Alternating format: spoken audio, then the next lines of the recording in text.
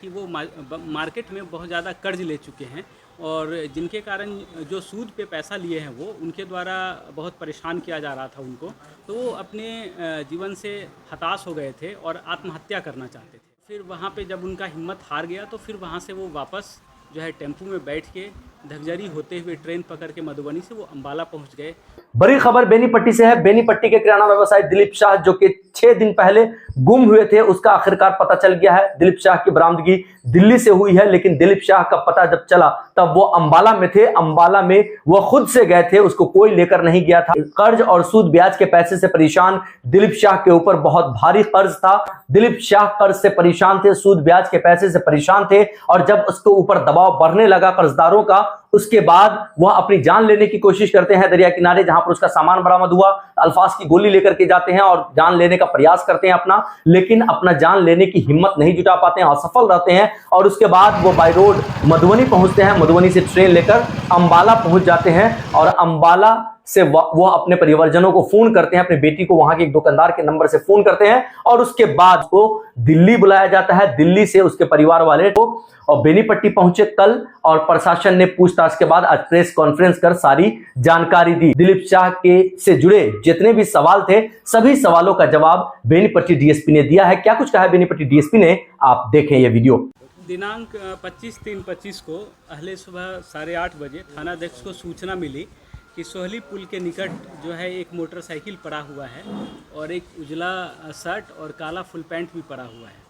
तत्क्षण थानाध्यक्ष के द्वारा मौके वारदात पे पहुंचा गया और जब सत्यापन किया गया तो यह मोटरसाइकिल किराना व्यवसायी दिलीप कुमार शाह, पिता स्वर्गीय भाईलाल शाह का था।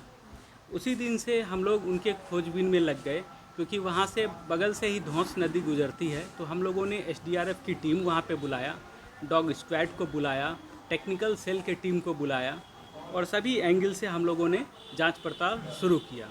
उसके बाद इनके परिजन के द्वारा एप्लीकेशन दिया गया, जिसके according Benipatti PS case number 66/25 दर्ज किया गया और हम लोग अपना अग्रतर अनुसंधान स्टार्ट किए।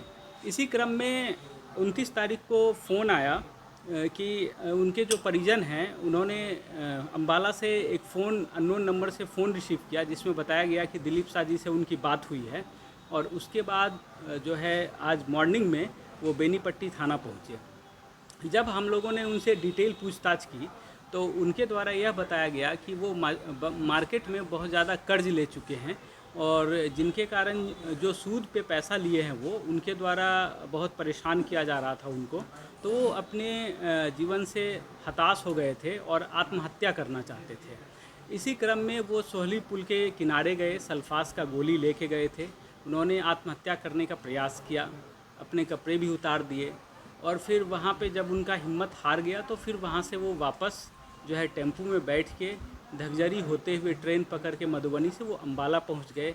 और अंततः जब उनसे नहीं रहा गया तो वो अपने परिजन से संपर्क किए और वापस बेनीपट्टी आए।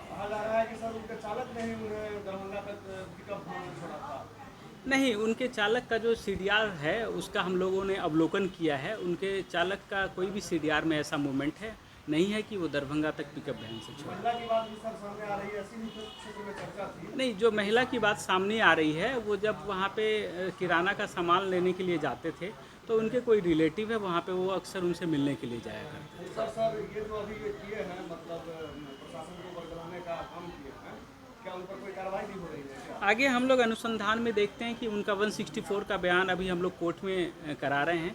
फिर जैसा बयान आएगा उसके अकॉर्डिंग हम लोग कार्रवाई करेंगे। एक दिन बाजार भी बंद रहा सर बेनीपट्टी, एक दिन सिमरी बाजार भी बंद रहा जी।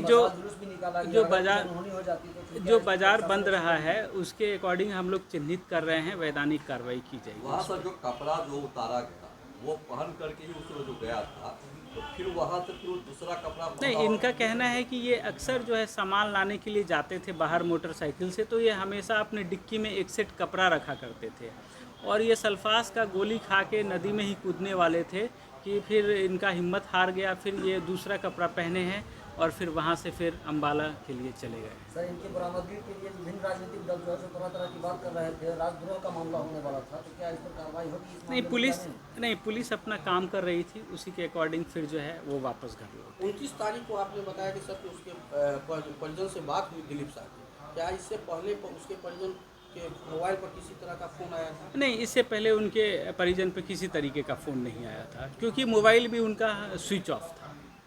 पुलिस की अब आगे की कार्रवाई क्या होगी? जो 164 में वो स्टेटमेंट देते हैं उसके अकॉर्डिंग फिर हम लोग आगे की कार्रवाई करेंगे। बेनीपट्टी में बन रही तनाव की स्थिति की जानकारी उसको थी 4-5 दिन के बीच में जो चीज़ बेनीपट्टी में हो रहा था? नहीं, उनके अकॉर्डिंग उनको कोई भी जानकारी नहीं थी।